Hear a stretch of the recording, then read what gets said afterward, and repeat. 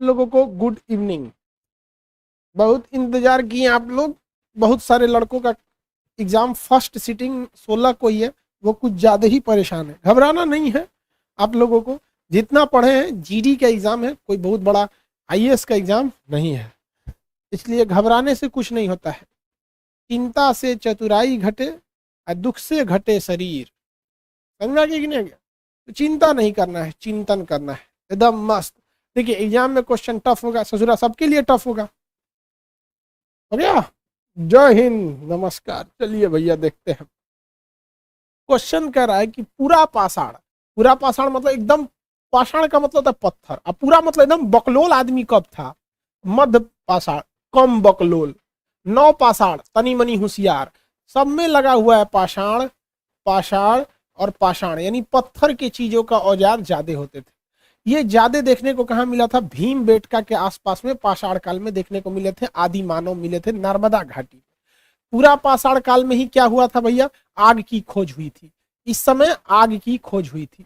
और मध्य पाषाण काल में आदमी ने फुनरल सेरेमनी यानी अंत्योष्टि कार्यक्रम चालू किया था, अंतिम संस्कार चालू किया था। जैसे मुस्लिम लोग दफनाते हैं, हिंदू लोग जलाते हैं, चीन वाले खा जाते हैं, तो ये सब अंत्योष्टि कार्यक्रम ससुरे सब खा जाते होंगे सब। हमको नहीं आइडिया ससुरे चाइना वाले क्या करते हैं, लेकिन एक होता है ना, स्वविवेक के आधार पर कल्पना कीजिए कि सामने वाला आदमी की मेंटेलिटी कैसे होगी, उस तरह उस साले खा जाते होंगे सब अपने बाप दादा को। समझा गया? तो वो सारी चीजें जो थी मध्य पाषाण। नौ पाषाण में मानव होशियार हो गया था। इस समय मानव ने कृषि चालू किया था। सबसे पहले जौ की खेती, फिर गेहूं, और ये खेती पाकिस्तान के मेहरगढ़ में हुई थी, जो सुलेमान और किरथर पहाड़ियों से घिरा हुआ है। तो कृषि चालू हुआ था। इसी समय पशुपालन चालू हुआ था। पशुपालन, अब पहला पशु जो था कुत्ता था। हालांकि कुत्ते की लाश बुर्जहोम से मिली थी, ये नर्मदा के एरिया में मिला था। अगला क्वेश्चन क्या कहता है? अगला क्वेश्चन पे आते हैं 2 नंबर पे। कह रहा है कि दक्षिण पूर्व राजस्थान प्रभावी संस्कृति थी। बाबू ये क्वेश्चन ट्रेंड से हटके, इस पे ज्यादा ध्यान नहीं देना है। अगला देखते, वो बाय मिस्टेक इस जीडी में आ गया वो क्वेश्चन। पशुओं को पालतू बनाए जाने का प्राचीनतम साक्ष्य किन 2 स्थलों से मिला है? देखिए बुर्जहोम में जितने लोगों की लाशें मिली है ना, उन लाश के साथ साथ कुत्ता भी मिला है, जो ये बताता है कि पालतू जानवर मरने के बाद, जैसे सती प्रथा कैसे किया जाता था, पत्नी को भूज दो, जला दो, गलत प्रथा थी, वैसे ही जो बुर्जहोम में पुतुओं को दफना देता था सर। तो बुर्जहोम और कौन सा है? Gufkral. Option number C, Burzahom Kashmir में है ये क्षेत्र। अगला क्वेश्चन, उस स्थान का नाम बताइए जहां से प्राचीनतम अस्थाई जीवन। अस्थाई जीवन कहां हो सकता है भाई? आप अस्थाई तभी रहिएगा जब आपका वहां कोई चीज रहे। बंजारों को देखते हैं स्टेशन पे रहते हैं झोपड़ी डाल के, वो अस्थाई नहीं होते क्योंकि वहां कुछ है ही नहीं। हम वहीं अस्थाई रहते हैं जहां हमारा अपना मकान हो, हमारी अपनी खेती हो। तो उस अस्थाई जीवन तभी हो सकता है जब आपका कृषि हो, आप उस खेत को बचाने के लिए अगल बगल में रहते हैं। अब देखिए आपका खेत कितना होगा, जिस गांव में होंगे वहीं थोड़ा सा 1-8 किलोमीटर के आसपास में होगा। ऐसा थोड़े है कि आपका मुजफ्फरपुर में खेत है और आपका घर जयपुर में है, सोचा खेती कर पाइएगा? कहाँ था भैया? तो काली ले धौलावीरा, काली बंगा, गुल मोहम्मद कुछ लिख देता है। मेहरगढ़, प्राचीनतम साक्ष्य जो था कहाँ था भैया? मेहरगढ़। साउंड प्रॉब्लम हो रहा है। मेहरगढ़ में प्राचीनतम खेती के साक्ष्य कहां से मिले? मेहरगढ़। मेहरगढ़। और किस चीज का? जौ और गेहूं का। जौ और गेहूं का। और ये मेहरगढ़ कहां पर है? पाकिस्तान में है। किन 2 पहाड़ियों से घिरा हुआ है? सुलेमान, सुलेमान। और किससे घिरा हुआ है? किरथर, किरथर। और इससे 2000 साल के बाद कालीबंगा में जुता हुआ खेत मिला है। कालीबंगा में खेती नहीं, जुता हुआ खेत मिला। साउंड ठीक है सर? साउंड ठीक है? एकदम ठीक है। कान जिनको साउंड में दिक्कत हो रहा है, आप लोग इस तरह से बाएं हाथ से कान को ऐसे खींचिए और ऐसे उंगली डाल के इसको 4 बार 5 बार ऐसे ऐसे हिलाइएगा ना, साउंड प्रॉब्लम सही हो जाएगा। अगला क्वेश्चन देखिए, हड़प्पा निम्नलिखित में से किन 2 स्थानों से संबंधित है? अरे भैया हड़प्पा की बात कर रहा है, हड़प्पा किससे संबंधित है? तो 2 नहीं, हम 2 कहां से पढ़ लिए? हमारा आंख में लग रहा है दिक्कत है, हम वही करें। हड़प्पा का संबंध सिंधु से 2 कैसे हो जाएगा? हड़प्पा निम्नलिखित में से किस स्थान से संबंधित है? तो सिंधु सभ्यता से। किससे संबंधित है? सिंधु सभ्यता से। देखो बउआ, भारत जो है ना, ये सिंधु नदी यहाँ प्राचीन में बहुत प्रसिद्ध नदी थी, सिंधु नदी। तो सिंधु नदी को इंडस वैली, इंडस रिवर के नाम से भी जाना जाता है। सिंधु नदी को किस नाम से जाना जाता है बहू? इंडस रिवर के नाम से भी जाना जाता है। अब ये सिंधु नदी इस एरिया में बहती है। सिंधु नदी की कई सहायक नदियां हैं। इसी सिंधु नदी के तट पर कई सारे शहर देखने को मिले हैं। 350 शहर देखने को मिले। ये 350 शहर किस नदी के अगल बगल में मिले? सिंधु नदी के अगल बगल में। अतः इन्हीं नदियों के नाम पर इसका हो गया सिंधु घाटी सभ्यता। लेकिन इन 350 शहरों में सबसे ज्यादा शहर जो मिला है वो ससुरा गुजरात में मिला है। लेकिन पहला शहर कहां से मिला? तो पहला शहर 1921 में दयाराम साहनी को हड़प्पा से खुदाई गया। हड़प्पा किसे? हड़प्पा, हड़प्पा की खुदाई दयाराम साहनी, दयाराम साहनी, दयाराम साहनी ने इसकी खुदाई किया जॉन मार्शल के कहने पर। तो पहला साक्ष्य, सारे शहरों में पहला साक्ष्य कहां से मिला? हड़प्पा से। तो चूंकि ये पूरा का पूरा संस्कृति क्या कहलाएगा? सिंधु सभ्यता कहलाएगी। अब चूंकि सिंधु सभ्यता के सारे शहरों में से पहला शहर हड़प्पा की खोज हुआ, इसलिए इसका नाम सिंधु सभ्यता भी कहते हैं, हड़प्पा भी कहते हैं। जैसे शंकर जी को गणेश के पापा भी कह सकते हैं, क्योंकि पहला लड़का गणेश जी फेमस थे। जैसे आप में कोई है, आप देखिएगा, आप अपने नाम से जाने जाते हैं।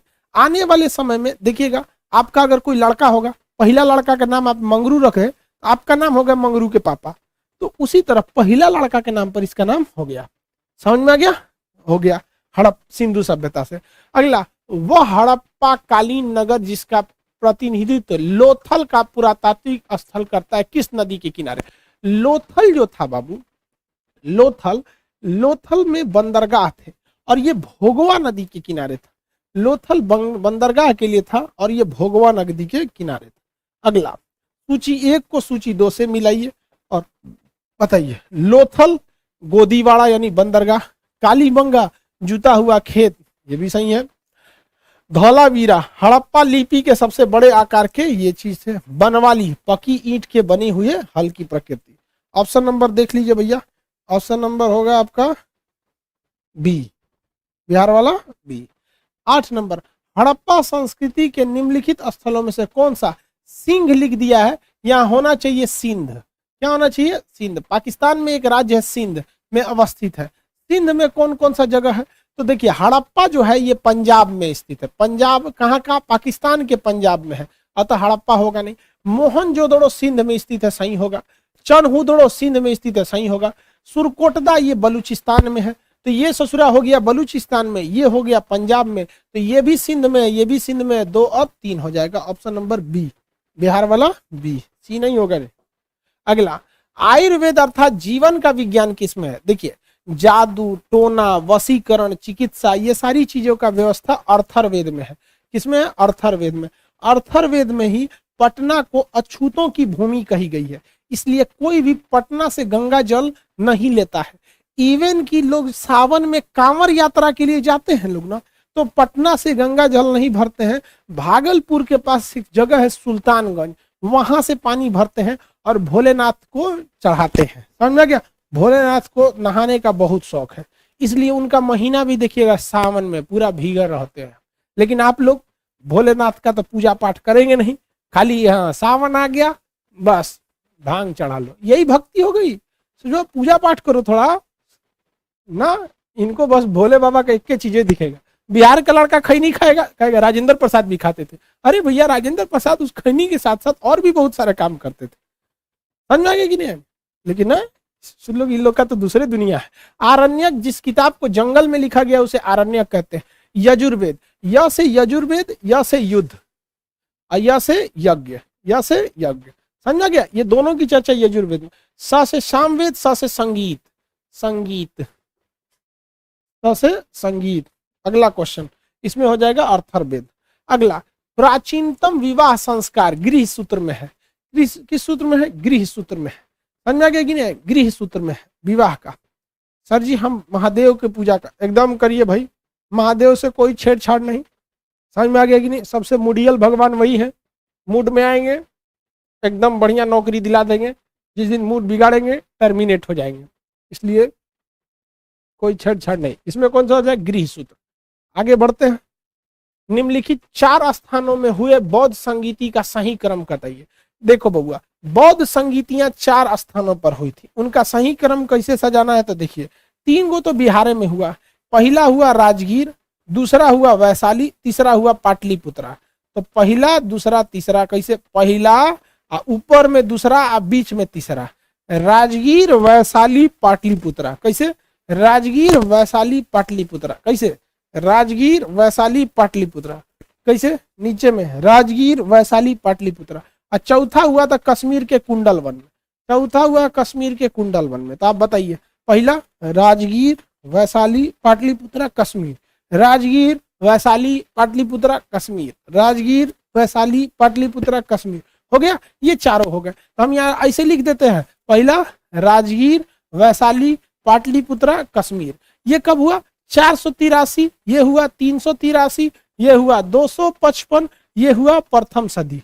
483, 383, 255 पहली सदी, 483, 383, 255 पहली सदी, 483, 383, 255 पहली सदी। हो गया, समझ में आ गया कि नहीं? ऑप्शन नंबर जो भी होगा लगा लेंगे। कौन है भैया, पहला राजगीर, राजगीर इसमें भी है पहला, राजगीर इसमें भी है पहला, ये दोनों तो पहले छट गए सब। उसके बाद वैशाली, 1 नंबर ये है, ले ससुरा दोनों में है, ये गड़बड़ बात है। उसके बाद पाटलिपुत्रा, 4 इसमें भी, इसमें 4 नहीं है, मान देंगे डी, दिल्ली वाला डी। अगला, निम्नलिखित में से कौन सा सबसे पूर्वकालिक जैन ग्रंथ है? 14 पूर्वा, ये महावीर स्वामी अपने जीवन काल में ही दिए थे। 14 पूर्वा, 12 अंग बाद में लिखे गए, 12 उपांग वो और बाद में लिखे गए। 14 पूर्वा ये उनके जीवन काल में ही था। Option number C. बराबर की गुफाएं, देखिए बराबर एक जगह है, बराबर एक जगह है जो बिहार में है। अब बिहार में बराबर जगह कहाँ है? बिहार में ये बराबर नामक जगह कहाँ पे है भैया? बिहार में ये बराबर जगह गया में है। देखिए सबसे ज्यादा सूखल क्षेत्र है, गर्मी भी यहाँ ज्यादा पड़ता है, बारिश भी सबसे कम होता है, गया में। बराबर की गुफाएं गया में है। कहाँ पर है? गया में। अब गया में बराबर की 4 गुफाएं, इन चारों गुफाओं को अशोक ने गिफ्ट दे दिया। किसे? आजीवक संप्रदाय के भक्तों को। किसे गिफ्ट दिया? आजीवक संप्रदाय के भक्तों को गिफ्ट दिया। समझ में आ गया कि नहीं आएगा? कृष्ण, उसमें जो गुफाएं हैं उसमें सुदामा है, कर्ण है, चोपड़ा है, विश्व झोपड़ी है। 4 गुफाएं हैं। कौन कौन? सुदामा, कर्ण, विश्व झोपड़ी, चोपड़ा। समझ में आ गया? सुदामा, कर्ण, चोपड़ा, विश्व झोपड़ी, 4 गुफाएं हैं। इन 4, सर हम ड्रिंक करके क्लास कर रहे हैं, रे बैल कहीं का, शराब पी के क्लास कर रहे हैं, बताइए। कह रहा है कि सर हम शराब पी के क्लास कर रहे हैं, वाहरे घोंचू।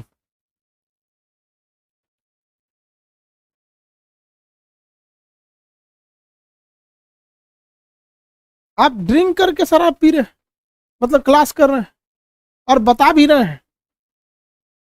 भगवान करे हम आपको शराब देते हैं, आपका इसमें रिजल्ट नहीं हो। हम आपको श्राप देते हैं एकदम। यहाँ पर गंगा जल है, एक कटोरा यहाँ पे ना, गंगा नदी बगले में, यहाँ से 10 कदम है हमारा कोचिंग, गंगा घाटे पे है। जल लेके शराब दे देंगे तुरंत हम।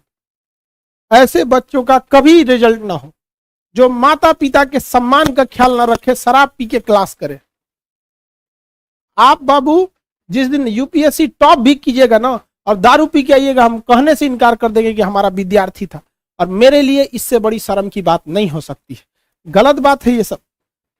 अरे आपका नौकरी तो मिलेगा ही मिलेगा ससुरा, कैसे नहीं मिलेगा, छीन के लेंगे ससुरा, लेकिन संस्कार से बढ़ के नौकरी नहीं है। याद रखिएगा इस चीज को, हम संस्कार से समझौता नहीं कर सकते। कम खाइए, छोटे से घर में रहिए, लेकिन आत्मसम्मान रहिए।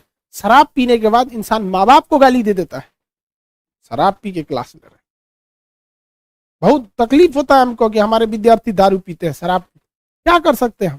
सामने रहते ससुरा, मेरे मुंह पे सामने बोले तो ना इतना मार मारते ना कि माता जी नहीं पहचानती तुमको।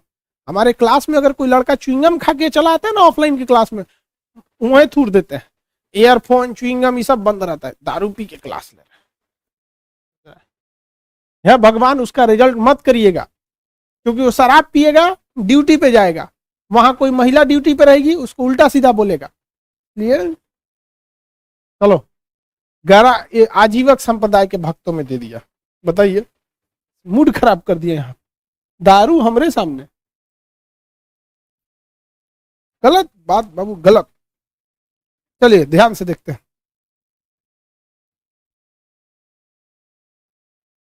ब्लॉक कर दीजिए। अभी तक बचा होगा, आपको क्या लगता है बचा होगा? उसका डिलीट कर दिए। ब्लॉक में तो बस कमेंट नहीं कर पाएगा, डिलीट कर दिए, एप्लीकेशन से बाहर गया। अब अगर पढ़ना चाहता है तो फिर फीस देगा। ब्लॉक करेंगे हम। इसके बाद भी कुछ करेगा ना तो उसको एप्लीकेशन से ब्लॉक कर देंगे, हमारा एप्लीकेशन एक्सेस नहीं कर पाएगा। इनका एनडीए का किसका पेपर था सर? आज मेरा एनडीए का पेपर था, जितना आपने पढ़ाया था आया था सर, उसमें सब आया था सर। ये अननोन नाम का लड़का बहुत खचरा है, ये कह रहा है कि सर एनडीए में मेरा क्वेश्चन लड़ा है आपके पढ़ाने से, लेकिन हम तुमसे खुश नहीं है, तुम बहुत खचरा लड़का है। समझ में आ गया कि नहीं आ गया? हम उसमें से नहीं है कि आपका एनडीए में रिजल्ट हो जाएगा, यूपीएससी में हो जाएगा तो हम खुश होकर कहेंगे आप, तुम खचरा रहेगा तो हम मानने से इनकार कर देंगे। तू सोच रहा राष्ट्रपति बन जाए, हम नहीं कहेंगे यही सोचा, बहुत खचरा लड़का है तुम्हारा। चलो आगे बढ़ते हैं। निम्नलिखित में से कौन सा प्राचीन भारत का शैव संप्रदाय? शैव में किसकी पूजा की जाती है? शंकर जी की। तो शिव गुरुदेव पद्धति, शंकर जी की पूजा होती है शैव धर्म में। शैव धर्म में एक और कौन थे शंकर जी के? नयनार। नयनार भाई ये नहीं है इसमें, तो ये हो गया शिव गुरुदेव या नयनार। Option number D. अगला, 6ठी शताब्दी ईसा पूर्व 16 महाजनपद, महाजनपद मतलब शहर, टोटल उस समय कितने शहर थे? 16 शहर थे, के विषय में किस बौद्ध ग्रंथ से जानकारी मिलती है? अंगुत्तर निकाय। 16 महाजनपद की चर्चा अंगुत्तर निकाय। त्रिपिटक में तो 3 पुस्तक होती हैं, विनय पिटक, विनय पिटक, सुत पिटक और एक है अभिधम्म पिटक। अभिधम्म पिटक। कितने लोग बता सकते हैं किस पिटक को हम बौद्ध धर्म का इंसाइक्लोपीडिया कहते हैं? सुत पिटक को बौद्ध धर्म का इंसाइक्लोपीडिया मतलब एक डिक्शनरी टाइप की होती है, इंसाइक्लोपीडिया बुक। जैसे डिक्शनरी में आप किसी चीज का हिंदी से इंग्लिश जानते हैं, इंसाइक्लोपीडिया भी वैसी होती है, लेकिन उसमें इंग्लिश से हिंदी ना लेके उसके बारे में लिखा रहता है। जैसे मान के चलिए आप खोजिएगा पिरामिड, तो डिक्शनरी में पिरामिड का क्या दे देगा? एक त्रिभुजाकार आकृति, लेकिन इंसाइक्लोपीडिया में पिरामिड के बारे में पूरा डिटेल से देगा। मिस्र के गीजा में पिरामिड है जो राजा के कब्र के समान थे, ये वो दुनिया भर का। समझ में आ गया? शुद्ध पिटक, वेरी गुड, आप सब लोग का सही है। दीर्घ विनय ये सब कुछ नहीं। निम्नलिखित मगध राजवंशों को कालक्रम के अनुसार सजाइए। देखिए मगध जो था बिहार का एरिया था मगध। इस मगध को, यह मगध बिहार से चालू हुआ था। कहां से चालू हुआ था भैया? बिहार से। बिहार में कहां से चालू हुआ था? राजगीर से। और ये पूरा फैल गया अखंड भारत। ये अखंड भारत पर फैल गया बिहार, इतना छोटे से एरिया से, और ये पूरे अखंड भारत का निर्माण कर लिया। इसमें टोटल 7 वंशों ने शासन किया इस अखंड भारत पर। कौन कौन सा? हसीन मसूक सा, शॉर्टकट में हसीन मसूक सा। हसीन मसूक सा। कौन कौन से राजवंश भैया? ह से हर्यंक वंश, ह से हर्यंक वंश। तो इसमें सबसे पहले होगा हर्यंक वंश। देखिए हर्यंक होना चाहिए, धर्यंक लिख दिया है, तो सबसे पहले होना चाहिए हर्यंक वंश। तो देखिए इसमें किसी में सबसे पहले हर्यंक नहीं है, यही है, पहले ही आंसर सही हो जाएगा। एग्जाम में कभी कभी टाइम बचाने का यही तरीका है, कूट का प्रयोग किया। सबसे पहले कौन सा था? हर्यंक वंश था। हर्यंक वंश का शिशुनाग वंश, हर्यंक वंश का शिशुनाग वंश। उसके बाद नंद वंश, उसके बाद मौर्य वंश, म से मौर्य वंश, स से शुंग वंश, कर्ण वंश और सातवाहन वंश। ऐसा ही आपका ऑप्शन नंबर कौन सा हो गया? बी, बिहार वाला बी। सर आपकी आवाज कुछ बदली सी लग रही है, हो सकता है गला बच गया, पढ़ाते पढ़ाते डिस्टर्ब हो जाता है आदमी, पढ़ाते पढ़ाते। एक गला का कितना इस्तेमाल कीजिएगा? समझ में आ गया कि नहीं आ गया? किसी चीज का ज्यादा इस्तेमाल करने से घिस जाता है। हमारी आवाज भी थोड़ी सी घिस गई है ज्यादा बोलने से। मगध का कौन सा सम्राट अप्रो और परशुराम कहा जाता था? महापद्मनंद। ये क्षत्रियों से बहुत नफरत करता था महापद्मनंद, क्षत्रियों को ये नाश करना चाहता था, इसलिए इसने क्षत्रियों को नाश करके अकेला राज करना चाहता था। एकराट की भी उपाधि धारण की, एकराट की भी उपाधि दिया। क्षत्रियों का नाश किया, कहता था सारे क्षत्रियों को मार डालूं, सर्व क्षत्रांतक, सर्व छत्रांतक, क्षत्रियों का नाश करने वाला। ये खुद ही शूद्र जाति का था। किस जाति का था? शूद्र जाति का। महापद्म नंद, इसने कलिंग पर भी आक्रमण किया था। Option number D. अगला, राजा नंद का उल्लेख, देखिए पूरा नाम होता है राजा नंद का नंदराज, पूरा नाम नंदराज। नंदराज के समय ही अशोक ने कलिंग पर आक्रमण करके वहां नरसंहार किया था, बहुत लोगों की हत्या किया था। इसकी जानकारी खारबेल नामक राजा के हाथी गुफा अभिलेख से मिलता है, जो उड़ीसा के शहर भुवनेश्वर में स्थित है। ऑप्शन नंबर ए होगा, उड़ीसा के शहर भुवनेश्वर में। आगे बढ़े, उड़ीसा के शहर भुवनेश्वर में। अगला क्वेश्चन है, अशोक ने अपने शिलालेख में समकालीन दक्षिण भारत का उल्लेख नहीं किया है, चोल का उल्लेख नहीं किया है, कुषाण का भी नहीं किया है, तो ऑप्शन नंबर ए चोल का। अगला, गुप्त साम्राज्य के पतन का सबसे बड़ा कारण हुंड का आक्रमण। हुंड कहां से आए थे? मध्य एशिया यानी ईरान के पास से आए थे हुंड। ये बहुत ही खतरनाक शासक थे। जो नालंदा विश्वविद्यालय है, नालंदा विश्वविद्यालय को कुमार गुप्त के समय बनाया गया, लेकिन ये स्कंद गुप्त के समय हुंडों ने आक्रमण किया और नालंदा विश्वविद्यालय को पहली बार लूटने का काम हुंड ने किया था। लेकिन हुंडों को भगा दिया था स्कंद गुप्त और उसने नालंदा विश्वविद्यालय को फिर से ठीक कर दिया। लेकिन बख्तियार खिलजी का जो ऐबक का सेनापति जो था, उसने तो पूरी तरह से ध्वस्त ही कर दिया। हुंड के आक्रमण से इनका अंत हो गया। अगला, प्राचीन भारत के विख्यात चिकित्सक धन्वंतरी किसके परामर्श थे? ये धन्वंतरी जो थे वो किसके यहाँ रहते थे भाई? ये रहते थे आपके चंद्रगुप्त द्वितीय। चंद्रगुप्त द्वितीय, क्या नाम था भाई? चंद्रगुप्त द्वितीय। इन्हीं को क्या कहा गया? चंद्रगुप्त द्वितीय को ही कहा गया विक्रमादित्य। इन्हें क्या कहा? विक्रमादित्य कहा गया, विक्रमादित्य। और कनिष्क के शासनकाल में चरक नामक वैद्य रहते थे, चरक। ऑप्शन नंबर इसमें हो जाएगा सी। कनिष्क के दरबार के सबसे प्रमुख वैद्य थे चरक। चरक, समुद्रगुप्त के समय में इतना अच्छा कोई डॉक्टर नहीं था। अगला, निम्नलिखित में से किस चोल शासक को चोल गंगम कहते हैं? देखिए, राजेंद्र प्रथम को ही हम राजेंद्र चोल कहते हैं। इसने बंगाल आक्रमण किया और केवल वो इसलिए आक्रमण किया कि वहां से वो गंगा जल ले जा सके। गंगा जल वो मांगना नहीं चाहता था, जीतना चाहता था। कोंड का अर्थ होता है विजेता, तो वो गंगा को जीतना चाहता था, तो उसने चोल गंगम नामक वृक्ष झील बनवाया और चोल गंगई कोंड की उपाधि धारण किया। बंगाल आक्रमण किया और वहां के शासक महिपाल को हराया, वहां से गंगा जल लाया और कहा कि मैं गंगा को जीत लिया, चोल गंगम। और अपने यहाँ एक ठो गढ़ा खुदवाया, उसमें पानी भरवाया, एक लोटा गंगा जल मिला दिया, कहा यही जोरन है, अब दही बन जाएगा। मतलब गंगा जल, अपना गंगा जल बनाया, तो उसी का नाम रखा चोल गंगम, राजेंद्र प्रथम। अगला, मोहम्मद गोरी ने जयचंद को किस युद्ध में? चंदवार का युद्ध 1194, इस यहाँ गलती लिख दिया है, 1194 होना चाहिए, चंदवार का युद्ध। ऑप्शन नंबर कौन सा होगा? सी। अगला, निम्न मुस्लिम बादशाहों में से किसने एक ने मूल्य नियंत्रण प्रणाली? अलाउद्दीन खिलजी ने। मूल्य नियंत्रण मतलब आप अपने से दाम नहीं बढ़ा सकते थे, हर चीज पर बाजार व्यवस्था। मूल्य नियंत्रण प्रणाली का दूसरा नाम क्या है? बाजार नियम, बाजार व्यवस्था, बाजार व्यवस्था। बाजार व्यवस्था किसने चालू किया? अलाउद्दीन खिलजी। अलाउद्दीन खिलजी को द्वितीय सिकंदर कहते हैं। इसने घोड़ों को पहचान के लिए अलग अलग मोहर से घोड़ा पे दाग देता था, जला देता था, जिससे पहचान रहे कि ये घोड़ा किसका है। तो घोड़ा दागने की परंपरा अलाउद्दीन खिलजी ने ही चालू किया था। अलाउद्दीन खिलजी का सेनापति जो था वो मलिक काफूर था। हालांकि इसका एक और वीर सेनापति जफर खान था, जिसने मंगोलों के आक्रमण के समय मारा गया। इसके समय सर्वाधिक मंगोल आक्रमण भी हुए थे। अगला क्वेश्चन कहता है, कृष्ण देव राय के दरबार में अष्ट दिग्गज कौन थे? देखो बाबू, अष्ट दिग्गज कौन थे? तो 8 तेलुगु कवियों को अष्ट दिग्गज कहा जाता था।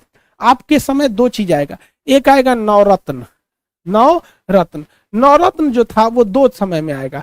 एक चंद्रगुप्त द्वितीय, चंद्रगुप्त द्वितीय, इन्हीं को क्या कहा जाता है? विक्रमादित्य कहा जाता है। इनके काल में संस्कृत के जो विद्वान थे उन्हें कहा गया नवरत्न। और एक नवरत्न आएगा अकबर के काल में। अकबर के काल में आएगा, वो 9 विद्वान थे, अलग अलग क्षेत्र के 9 विद्वान लोगों को क्या कहा गया? नवरत्न। अब बात आएगा त्रिरत्न की, त्रिरत्न, त्रिरत्न की। त्रिरत्न कई जगह है, आप देखेंगे बौद्ध धर्म में त्रिरत्न है। बौद्ध धर्म का त्रिरत्न कौन कौन सा है? बुद्ध है, संघ है, संघ है, धम्म है। क्या है? धम्म है। जैन धर्म में भी त्रिरत्न आएगा। जैन धर्म में त्रिरत्न कौन कौन सा आएगा? सम्यक ज्ञान, सम्यक विश्वास, KFC, सम्यक ज्ञान। अब सम्यक ज्ञान, सम्यक विश्वास, सम्यक आचरण। अब इसी तरह आपका राष्ट्रकूट वंश का त्रिरत्न कौन आएगा? कन्नड़ भाषा का, कन्नड़ भाषा के त्रिरत्न कौन आएंगे? कन्नड़ भाषा के त्रिरत्न में पन्न नाम के कवि थे, पोन्न नाम के कवि थे और पन्न पोन्न और रन्न नाम के कवि थे। इन्हें तमिल भाषा का त्रिरत्न कहा जाता है। उसी तरह से अष्ट में भी आता है। अष्ट में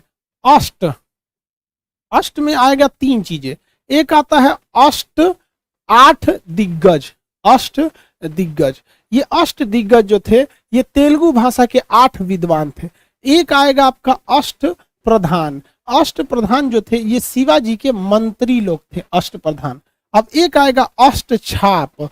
अष्ट छाप जो आएगा ये कृष्ण भक्त थे, कृष्ण भगवान के कई सारे भक्त थे, उसी में से जो 8 प्रमुख भक्त थे उनका नाम अष्ट छाप था। समझ में आ गया है? आगे बढ़े। अष्ट प्रधान, ये आपको क्वेश्चन, इसमें कौन सा होगा? महान 8 मंत्री तो अष्ट प्रधान थे, ऑप्शन नंबर बी। अगला, विजयनगर साम्राज्य की वित्तीय व्यवस्था। देखिए पहले जितने भी लोग थे उनकी फाइनेंशियली जो पोजीशन थी, वित्तीय व्यवस्था, वो सब चीज कृषि पर आधारित थी। भू राजस्व पर था, यानी कृषि पर, भू राजस्व जमीन पर, जो कृषि करेंगे उसी पर लगा था, ऑप्शन नंबर बी। 27, निम्नलिखित में से किस मुगल सल्तनत ने किस सुल्तान ने हजरत आला की उपाधि शेरशाह सूरी ने धारण किया था? इसे प्रशासक के रूप में, ये राजा से बेहतरीन एक प्रशासक था, यानी राजा की तरह नहीं बल्कि एक प्रशासक यानी अधिकारी के तौर पर ये काम करता था, अधिकारी की तरह बिहेव करता था। जैसे राजा का मन कभी आया कभी नहीं आया, ये एकदम टाइमली आता था। हजरत आला की उपाधि शेरशाह सूरी ने धारण किया। पटना का नाम इसी ने पटना रखा था। किस राजपूत शासक ने मुगलों के विरुद्ध निरंतर स्वतंत्रता? मारवाड़ के राव चंद्र सेन ने। अगला, मुगल प्रशासन में मददे मास क्या था? विद्वानों को दी गई जमीन थी। अगला, हुगली नदी को बंगाल की खाड़ी में लूट का केंद्र किसने बनाया? पुर्तगालियों ने लूट का केंद्र बनाया था इसे। किसने अकाल तख्त की स्थापना किया? हरगोविंद ने अकाल तख्त और नगाड़ा बजाने की परंपरा चालू किया। जबकि गुरु अर्जुन देव ने स्वर्ण मंदिर का निर्माण किया। रामदास जो थे इन्होंने अमृतसर नामक सरोवर का निर्माण किया। अमृतसर यानी तालाब का निर्माण किया। तेग बहादुर की हत्या 9वें गुरु थे औरंगजेब ने कर दिया। Hargobind, option number C. अगला, निम्नलिखित में से किसने बीच वांद्रीवास होगा ना, वांडीवास का युद्ध होना चाहिए। वांडीवास का युद्ध किसके किसके बीच हुआ था? देखिए वांडीवास का युद्ध 1760 में हुआ था। वांडीवास का युद्ध 1760 में। इस युद्ध में ब्रिटिश यानी अंग्रेजों ने फ्रांसीसियों का अंत कर दिया। ब्रिटिश एवं फ्रांसीसियों के बीच 1760 के इस युद्ध में अंग्रेजों की विजय हुई और पूरी तरह से फ्रांसीसी हार गए। ये इंपॉर्टेंट है, याद रखिएगा। ब्रिटिशर्स कई युद्ध में जीते हैं सब। ब्रिटिशर्स को, ब्रिटिश जो थे ब्रिटिश, इन्हें कई जीत लगातार मिलती गई। अगर आप देखेंगे 1757 में इन्होंने क्या जीत लिया? पलासी का युद्ध। अब पलासी के युद्ध में इनका कब्जा किस पर हो गया? पूरी तरह से बंगाल पर हो गया। उसी तरह आप अगले वर्ष देखेंगे 1758 में देखेंगे, 1759 में, 1759 में देखेंगे वेदरा का युद्ध। वेदरा का युद्ध में इन्होंने किसे जीत लिया? डचों को जीत लिया। डच पे पूरा कब्जा हो गया। अगला वर्ष देखेंगे 1760, 1759 के बाद 1760, 1760 का युद्ध हुआ, वाडीवास का युद्ध। वाडीवास के युद्ध में इन्होंने पूरी तरह हरा दिया, किसे? फ्रांसीसियों को हरा दिया, उनका क्षेत्र कब्जा कर लिया। 1764 देखेंगे तो बक्सर का युद्ध हुआ। बक्सर के युद्ध में इन्होंने मुगलों को हरा दिया, पूरी भारत पर कब्जा कर लिया। समझ गए? इस तरह अंग्रेज बहुत तेजी से 19 लिख दिए थे, मिटा के सही लिख दिए बाबू। अंग्रेज बहुत सारे युद्ध में सबको हरा हरा के जीतते गए। अगला क्वेश्चन, इलाहाबाद की संधि के बाद रॉबर्ट क्लाइव ने मुर्शिदाबाद का दीवान किसे बनाया था? देखिए इलाहाबाद की संधि जो हुई थी वो 1764 का जो बक्सर का युद्ध हुआ। कौन सा युद्ध हुआ? बक्सर का युद्ध। इस बक्सर के युद्ध के बाद 1765 में इलाहाबाद की संधि हुआ। इलाहाबाद की संधि हुआ और बंगाल पे पूरी तरह से कब्जा किसका हो गया? अंग्रेजों का हो गया। अंग्रेजों ने वहां अपना चमचा बैठाया रजा खान को, मोहम्मद रजा खान को। ये अंग्रेजों का चमचा था, ऑप्शन नंबर ए। अगला, निम्नलिखित में से कौन सा युग्म सुमेलित नहीं है? हेक्टर मुनरो बक्सर का युद्ध सही है। लॉर्ड हेस्टिंगस आंग्ल नेपाल युद्ध, ये भी सही है। वेलेजली चतुर्थ मैसूर युद्ध, ये भी सही है। कार्नवालिस तृतीय आंग्ल मराठा युद्ध, ये गलत है। इस समय भी हेस्टिंगस था। कौन था? हेस्टिंगस। ऑप्शन नंबर डी गलत है। कॉर्नवालिस जो था अस्थाई बंदोबस्त के लिए जाना जाता है। अगला, निम्नलिखित विद्रोह में से किसे बंकिम चटर्जी ने अपने उपन्यास आनंद मठ में चर्चा किया है? आनंद मठ में बंकिम चटर्जी ने किसकी चर्चा किया है? तो सन्यासी विद्रोह। किसकी चर्चा किया? सन्यासी विद्रोह की। Option number D. ये बंगाल के क्षेत्र में किसानों का विद्रोह था। अगला, भगवान बुद्ध ने अपनी अंतिम सांस कहां ली? भगवान बुद्ध की मृत्यु हुई थी कुशीनगर में। यहां से क्वेश्चन पूछेगा कुशीनगर किस महाजनपद में आता था? तो मल्ल महाजनपद में। किस महाजनपद में? मल्ल महाजनपद में। इसकी राजधानी देवरिया थी। इसकी राजधानी देवरिया। अगला, सिकंदर महान का शिक्षक कौन था? सिकंदर को विश्व विजेता इसलिए कहा जाता था कि उसने पूरी दुनिया नहीं जीता, लेकिन उस वक्त में 326 ईसा पूर्व तक, यानी उसकी मृत्यु 323 ईसा पूर्व में हुई थी, बेबीलोन में हुआ। 323 ईसा पूर्व में ईरान का शहर बेबीलोन में। लेकिन उस समय जितनी दुनिया की खोज हुई थी उन सबको उसने जीत लिया था। इसके गुरु का नाम अरस्तु था। क्या नाम था? अरस्तु। और अरस्तु के गुरु का नाम प्लेटो था।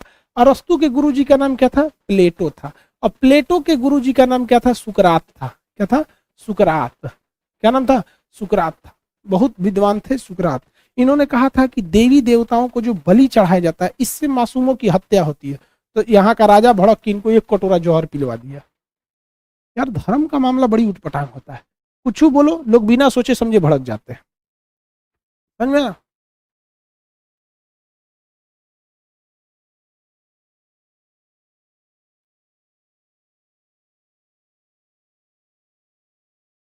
अरे सुकरात इंडिया के थे क्या? नहीं बाबू, यूनान के थे। वहां भी देवी देवताओं को ये चढ़ाया ही जाता है। महावीर स्वामी जोड़ लीजिएगा। महावीर स्वामी का जन्म क्षत्रिय वंश के किस कुल में हुआ था? ज्ञात्रिक कुल में। जबकि शाक्य कुल में किसका हुआ था? महात्मा बुद्ध का हुआ था। इसलिए महात्मा बुद्ध को शाक्य मुनि भी कहते हैं। ऑप्शन नंबर इसमें कौन सा होगा? लिच्छवी तो एक गणराज्य था सबसे पुराना। मल्ल महाजनपद में मृत्यु हुई थी महात्मा बुद्ध की। बुद्ध, धम्म और संघ, बताइए ये क्या कहलाते हैं? त्रिसर्ग, त्रिरत्न, त्रिमूर्ति, या आप बताइए। ऑप्शन नंबर ए त्रिरत्न कहलाते हैं बौद्ध धर्म के। चंद्रगुप्त मौर्य के दरबार में कौन सा कवि मेगास्थनीज आया था? और इसने एक पुस्तक लिखा है जिसका नाम है इंडिका, जिसमें इसकी जानकारी है मगध की जानकारी। मगध साम्राज्य की जानकारी किस पुस्तक में है? मेगास्थनीज की पुस्तक इंडिका। ऑप्शन नंबर सी। अर्थशास्त्र की रचना किसने किया था? कौटिल्य की पुस्तक है अर्थशास्त्र। कौटिल्य को ही हम लोग विष्णुगुप्त कहते हैं। विष्णुगुप्त कहते हैं। इसी का ही नाम चाणक्य है। क्या है? चाणक्य है। इनका सबसे प्रसिद्ध नाम चाणक्य है। इन्होंने अर्थशास्त्र की रचना किया है। अर्थशास्त्र का संबंध जो है वो इकोनॉमी से नहीं है, बल्कि किस चीज से है? राजनीति से। राजनीति से है, राजनीति से है। इन्होंने अर्थशास्त्र में कितने लेसन है? 15 लेसन है। लेसन को हम क्या कहते हैं? अधिकरण कहते हैं। अधिकरण कहते हैं। सब चीजों में अलग अलग लेसन होते हैं, अलग अलग नाम होते हैं। जैसे इसमें अधिकरण कहे जाते हैं। और अगर वही आप रामायण पढ़िएगा, रामायण के लेसन को हम कांड कहते हैं। क्या कहते हैं? कांड। 7 कांड है, जिसमें सबसे प्रमुख कांड कौन सा है? सुंदर कांड है। और अगर वही आप महाभारत पढ़िएगा, महाभारत, तो महाभारत के खंड को पर्व कहते हैं। क्या कहेंगे? पर्व। सबसे प्रमुख पर्व जो है भीष्म पर्व है, जिसे हम गीता या भागवत गीता कहते हैं। 18 पर्व है। और अगर आप कुरान पढ़िएगा, मुसलमान का सबसे प्रमुख पुस्तक कुरान जो है, कुरान पढ़ेंगे तो इसके लेसन को पारा कहते हैं। कुरान में कुल कितने पारे हैं? आप मुसलमान होंगे तो आपको पता होगा 30 पारा होता है। कुरान में कुल 30 पारा होता है। समझ आ गया कि नहीं आ गया? पारा कहा जाता है कांड। सुंदर कांड सबसे फेमस कांड होता है। अगला क्वेश्चन, बिंदुसार ने अशोक को विद्रोह समाप्त करने के लिए कहां भेजा था? भैया अशोक के समय ना भयानक विद्रोह हो गया। चंद्रगुप्त मौर्य जो था, चंद्रगुप्त मौर्य, ये तो राजा बन गया। किसके सहयोग से राजा बना था? चाणक्य के सहयोग से राजा बन गया और धनानंद को मार दिया। इसका बेटा या बिंदुसार, ये पूरा अय्यास था ससुराई। बहुते इसके बाल बच्चा थे से नाजायज, जिस लड़की को देखता था प्रेग्नेंट कर देता था। बहुत कचरा था ये। समझ आ गया कि नहीं आ गया? अशोक के 99 नाजायज औलाद थे। ये ससुरा बहुत कचरा था, ये अय्याश टाइप का था, ये यूनान से शराब मांगा था। इसके समय कश्मीर में विद्रोह हो गया, तो कश्मीर के विद्रोह को शांत करने के लिए इसने अपने बेटे सुसीम को भेजा, लेकिन सुसीम पिटा के चला आया। तो इसने किसे भेजा? अशोक को। अशोक ने जम्मू कश्मीर के विद्रोह को क्या कर दिया? शांत कर दिया, और वहां एक शहर बसाया जिसका नाम था श्रीनगर। और श्रीनगर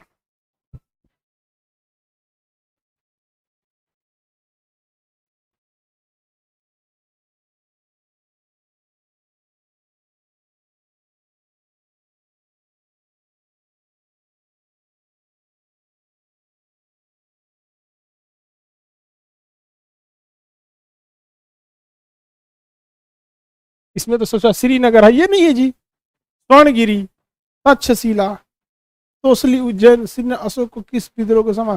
तक्षशिला के पास विद्रोह हुआ था, कश्मीर उस समय वहीं था, तक्षशिला के पास। यार उसको तो टर्की कह रहा है सो। अरे यार पहले के राजा महाराजा बहुत याद होते थे सब। अगला देखिए, भारत के लिए सिल्क मार्ग का आरंभ करवाया था। देखो भैया, भारत में सिल्क मार्ग जो था, सिल्क मार्ग से किसका व्यापार होता था? तो जो सिल्क रूट था, इससे रेशम का व्यापार होता था, और यह रेशम का व्यापार कौन करता था? चीन करता था। इस पर कनिष्क ने अधिकार कर लिया था। किसने अधिकार किया? कनिष्क ने अधिकार कर लिया था। Option number 1 Kanishka. इसे द्वितीय अशोक कहते हैं। अशोक द्वितीय किसे कहा जाता है? कनिष्क को कहा जाता है, कनिष्क को। चौथी बौद्ध संगीति कनिष्क के समय हुई, और दूसरी बौद्ध संगीति किसके समय हुई थी? तीसरी बौद्ध संगीति अशोक के समय। अगला, मोहम्मद बिन कासिम ने सिंध को जीता था 712 ईस्वी में। मोहम्मद बिन कासिम। और भारत में पहली बार जजिया जजिया कर किसने लगाया? जजिया कर किसने लगाया था? मोहम्मद बिन कासिम। अगला क्वेश्चन, हर्षवर्धन अपनी धार्मिक सभा, देखिए भाई, हर्षवर्धन जो था ना, वो आप इसे कह सकते हैं अंतिम महान हिंदू शासक था।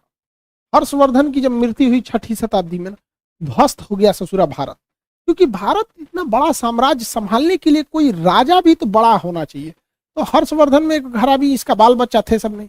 हर्षवर्धन के समय एक चीनी विद्वान आया था। हर्षवर्धन के समय चीनी विद्वान आया था जिसका नाम था ह्वेन सांग। ये नालंदा विश्वविद्यालय में स्टूडेंट था, और ससुरा इतना ना पढ़ लिया कि वहीं पे क्या बन गया? टीचर बन गया। इसे ना नीति का पंडित कहते हैं।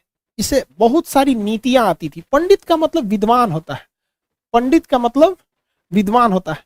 पंडित जी लोग ध्यान से सुनियो, तू लोग ध्यान से पढ़ो। पंडित का मतलब विद्वान होता है, और ऐसे बन जाओगे बकलोल की तरह तो नाम हंसाओगे पूरे कुल का। तो पंडित का मतलब विद्वान होता है। तो ये हो गया नीति का पंडित। इसे यात्रियों का राजकुमार कहा जाता है। राजकुमार, रात्रियों का राजकुमार कहा जाता था। हर्षवर्धन जो था, इसके समय हर 5 वर्ष पे एक मेला लगता था। कहाँ पे मेला लगता था? प्रयाग में, जिसका नाम इलाहाबाद हुआ था, फिर से क्या हो गया? प्रयाग हो गया। प्रयाग में एक सम्मेलन होता था जिसका नाम था महामोक्ष परिषद। महामोक्ष परिषद, ये प्रयाग में होता था। अमूमन इस महामोक्ष परिषद का जो अध्यक्ष होता था वो ब्राह्मण होता था। कौन होता था? ब्राह्मण। ब्राह्मण लोग के बारे में धार्मिक विचार है कि ये ब्रह्मा के प्रतिरूप है, अतः ये लोग शुद्ध माने जाते हैं। इसलिए देखिए पूजा पाठ ब्राह्मण ही करते हैं। इसने किसे अध्यक्ष बना दिया? तो ह्वेन-सांग को बना दिया। किसे बता दिया? ह्वेन-सांग को बना दिया, ह्वेन-सांग को, जिस वजह से पंडित जी लोगों ने इसका विरोध भी किया था। तो बताइए, हर्षवर्धन के समय धार्मिक सभा कहाँ होती थी? प्रयाग में। ऑप्शन नंबर बी, बिहार वाला बी। आगे बढ़े सर। एक बार फिर से हिमाचल वाली दीदी पगला गई है। अरे बाबू, आप कंगना रनौत को इतना सीरियस क्यों लेते हैं? पहले वो चरस फूंकती थी। 12वीं फेल लड़की से आप हिस्ट्री पढ़िएगा तो क्या पढ़ाइएगा? समझ में आ गया कि नहीं आएगा?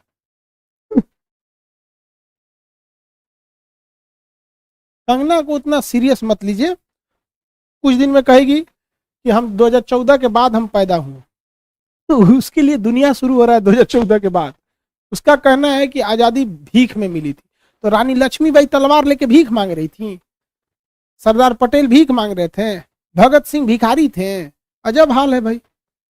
हमारे स्वतंत्रता सेनानियों को कोई भिखारी, वीर सावरकर अंडमान जेल में बंद थे, कोयला से ना जेल पे दीवार पे इतिहास लिख दिए स्वतंत्रता संग्राम का, तो उन्हें लिखना चाहिए ना। अब कंगना दीदी से कहिए कि जो हमारे वीर सावरकर थे, जिनके नाम पर अंडमान निकोबार का पोर्ट ब्लेयर हवाई अड्डा है, उन्होंने क्या लिखा था कि भारतीय स्वतंत्रता का वीर गाथा लिखा था, तो उनको कहना चाहिए कि इन्होंने तो भिखारियों की कहानी लिखी थी। अजब हाल है। कहती है देश 2014 के पहले आजाद हुआ, उसके पहले तो भीख मांगे थे। तो यानी अटल बिहारी वाजपेयी जो शासन किए थे, उस शासन नहीं मैंने भीख मांग रहे थे। अटल बिहारी वाजपेयी जो बैठे थे भीख मांग रहे थे, एपीजे अब्दुल कलाम भीख मांग रहे थे, राजेंद्र प्रसाद भीख मांग रहे थे। अरे ससुरा छोड़ो यार, उस सब की बात मत करो। वो सब यहाँ देखिए होता क्या है ना कि मरने के बाद हमारी आत्मा भटकती है, समझना क्या। लेकिन कंगना के साथ उल्टा है, उसकी आत्मा मर चुकी है, शरीर भटक रहा है उसका जहां जहां तहां लड़ते रहती है, समझ रहे हैं। चलो उसकी बात को ध्यान दो इधर। अजब हाल है यार, इतिहास में सारा मास्टर माथा पीट रहा है इतिहास का। कहाँ का इतिहास पढ़ी है बताओ, पूरा दुनिया पागल हो रहा है भैया। एक से एक वीर आए लोग। हमको अभी भी याद है, हम अपने अटल बिहारी वाजपेयी के समय हम लोग देखे उनके शासनकाल को, मतलब वो इंसान देश के लिए पागल था। हम अपने आप को सबसे खुशनसीब इसलिए कहते हैं क्योंकि हमने प्रधानमंत्री के पद पर अटल बिहारी वाजपेयी और राष्ट्रपति के पद पर एपीजे अब्दुल कलाम को एक साथ देखा था। और यह नसीब दुनिया भारत में अब किसी को इतना बड़ा सौभाग्य नहीं मिलेगा कि दो दो योग्य व्यक्ति एक साथ देख ले। और ये कहती है कि वो लोग भिखारी थे। वाह वाह, खूबसूरत में आगे बढ़े।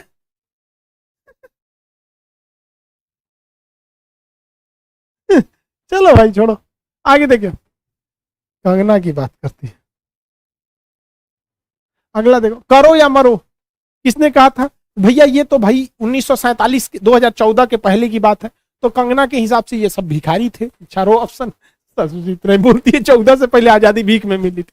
करो या मरो। महात्मा गांधी ने भारत छोड़ो आंदोलन 1942 में किया था। यह आंदोलन शुरुआत से ही नेतृत्व विहीन हो गया क्योंकि अंग्रेजों ने ऑपरेशन जीरो आवर चला के सारे नेताओं को गिरफ्तार कर लिया। यहां भारत को पहली बार एहसास हुआ। उषा मेहता एक महिला थी, उन्होंने रेडियो पर पूरा प्रचार कर दिया कि भारत के लोग बढ़ चढ़ के हिस्सा ले। और सबसे जबरदस्त ये आता है सरदार पटेल जी का क्या कहना है, हमारे महापुरुष। लेकिन अफसोस इनकी मृत्यु बहुत पहले हो गई, 1950 में। जवाहरलाल नेहरू कई सारे अच्छे काम किए, कई सारे चौपट काम किए। राजीव गांधी, इनके समय विदेश नीतियां बहुत बेहतरीन ढंग से बनाई गई थी। कई सारे केस में ये फंसते गए, जैसे बफोर्स मामला हो गया, साहबानों का केस हो गया, वो 3 तलाक वाला इशू हो गया। इनका जीवन बड़ा मतलब असमंजस रहा, बम लगा के उड़ा दिया गया इनको। अगला, जब पूरी विश्व सो रहा होगा तब भारत में नए जीवन की किसने बोला था? जवाहरलाल नेहरू। कब बोले थे? 1929 में। कब? लाहौर अधिवेशन में। लाहौर अधिवेशन में कहां बोले थे? तो रावी नदी के तट पर। कब बोले थे? रावी नदी के तट पर। रावी नदी के तट पर, रावी नदी के तट पर। समझ में आ गया कि नहीं आ गया? रावी नदी के तट पर। अगला क्वेश्चन, किसने भारत में प्रथम अंग्रेजी समाचार चालू किया था? जेम्स ऑगस्टस हिक्की ने चालू किया था the Bengal Gazette. Bengal Gazette, Bengal Gazette चालू किया था, जेम्स ऑगस्टस हिक्की ने चालू किया। राजा राम मोहन राय ने भी 2 पत्रिका चालू किया था, संवाद कौमुदी बंगाली भाषा में, मिरातुल अखबार फारसी भाषा में।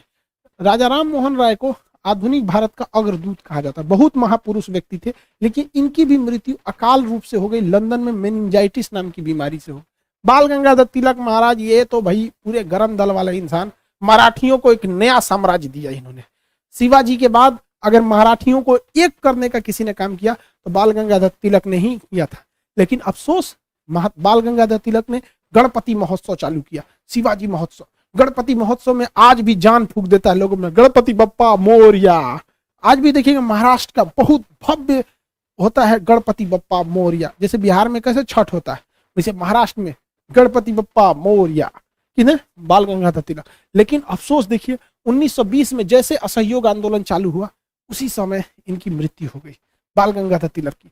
अंग्रेज नहीं चाहते थे कि हिंदू मुस्लिम एक हो सके, लेकिन महात्मा गांधी ने, उस समय के मुसलमानों के सबसे बड़े नेता थे शौकत अली, उनको महात्मा गांधी ने बुलाया और खुद महात्मा गांधी आए और उन्होंने कहा कि बाल गंगाधर तिलक की अर्थी, जो जनाजा होता है अर्थी, उसको शौकत अली ने पहले कंधा दीजिए। तो शौकत अली, महात्मा गांधी ये लोग थे और भारत को एक जोड़ने का काम किए थे। आप पढ़े लिखे हैं, देश को टूटने से बचाइए, क्योंकि आने वाली पीढ़ियां आपसे सवाल पूछेंगी कि देश टूट रहा था तो आप क्यों खड़ा होकर मुंह देख रहे थे। जो स्वतंत्रता सेनानी थे उन्होंने अपना फर्ज निभाया। अब हमारे और आपके कंधों पर यह विशाल देश की जिम्मेदारी है। अब हमें डिसाइड करना है कि हम अपने भारत माँ का और कितना टुकड़ा करें, या हम सब एक होकर वह विशाल अखंड भारत का नींव रखें, फिर से अपना भारत सौभाग्यशाली व सोने की चिड़िया बने। यह हम सब के प्रयास से होगा। अगर हम एकजुट होंगे तो फिर कोई बाबर झाबर नाम का आदमी भारत पर हमला नहीं कर सकता है। यह हकीकत है कि भारत पे हमले हुए हैं, लेकिन यह भी हकीकत है कि उस हमले के लिए स्थिति बनाने वाले हम खुद हैं, आपस में लड़कर। समझ में आ गया कि नहीं आ गया? हम सब लोग को एक होकर रखना है, वरना भारत के फिर टुकड़े होने लगे। उससे अच्छा अब हम एक होकर अखंड भारत का निर्माण करेंगे। और वो स्वतंत्रता सेनानियों के क्या इस दिन के लिए थोड़ी रखे थे, गणपति बप्पा मोरिया, अखंड भारत, ये सब चीज हम सब एक होकर रहना। लेकिन क्या कीजिएगा बाबू, बड़ा अजीब, कभी कभी सोचना देखते हैं देश को तो बड़ी अजीब लगता है कि सोचना कुछ लोग मिलकर देश को कहाँ ले जाना चाहते हैं। खैर आप पढ़े लिखे हैं, हमको तो अपने विद्यार्थियों पे पूर्ण विश्वास रहता है, ये जहां भी खड़े होंगे देश के टुकड़े होने की बात या उल्टा सीधा बात नहीं करें। जो अल्तू फालतू लोग हैं उनको ये रोकेंगे भी। समझ में आ रहा है?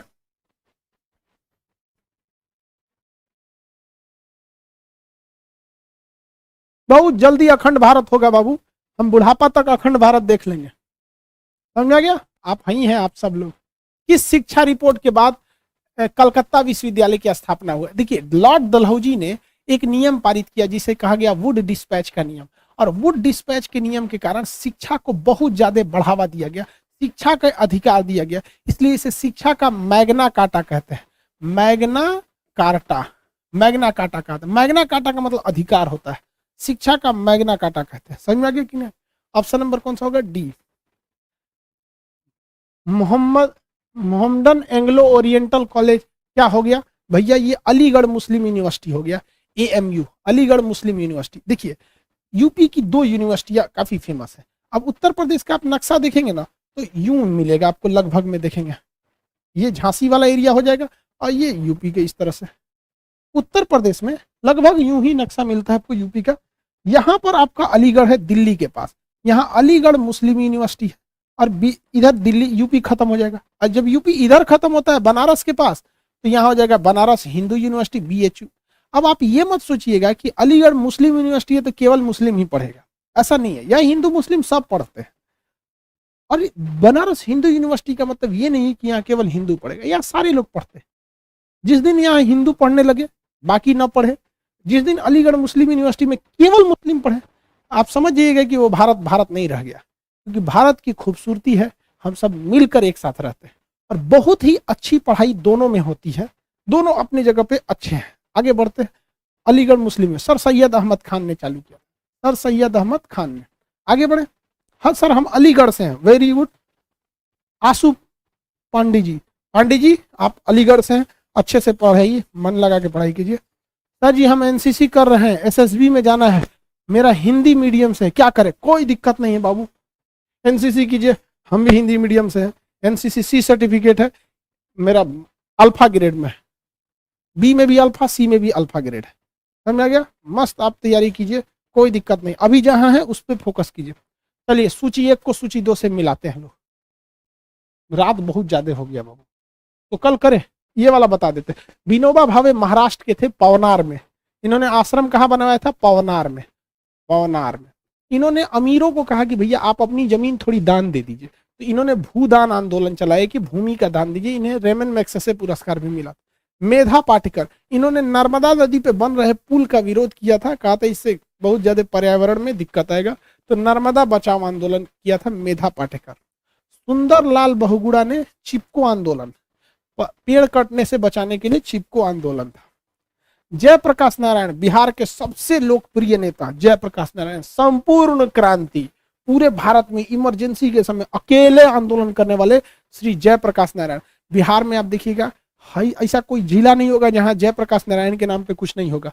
दीघा में पटना का बहुत बड़ा पुल बना है, JP सेतु, हर जगह में Jayaprakash Narayan, JP JP JP। जितने बिहार में अभी के वक्त में नेता देख रहे हैं, चाहे वो सुशील मोदी जी हों, लालू प्रसाद यादव या नीतीश कुमार जितने भी बड़े नेता अभी के वक्त में जो एज ए सीएम के तौर पे रहे हैं, जैसे जयप्रकाश लालू यादव तो सीएम रहे, नीतीश कुमार भी रहे, सुशील मोदी उप मुख्यमंत्री भी थे, ये सारे लोग किसके चेला थे? लोग जयप्रकाश नारायण के, सब लोग उन्हीं के चेला थे। धीरे धीरे धीरे इमरजेंसी खत्म हुई, आगे बढ़ा। सर जहानाबाद में कुछ नहीं हुआ है जेपी के नाम में।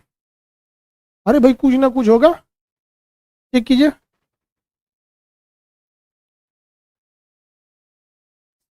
आगे बढ़े, चलिए अब आगे का क्लास कल बता देंगे, आज के लिए इतना ही रहने देते हैं, बहुत लेट हो गया। ठीक है, चलिए गुड नाइट सब लोग को, गुड नाइट।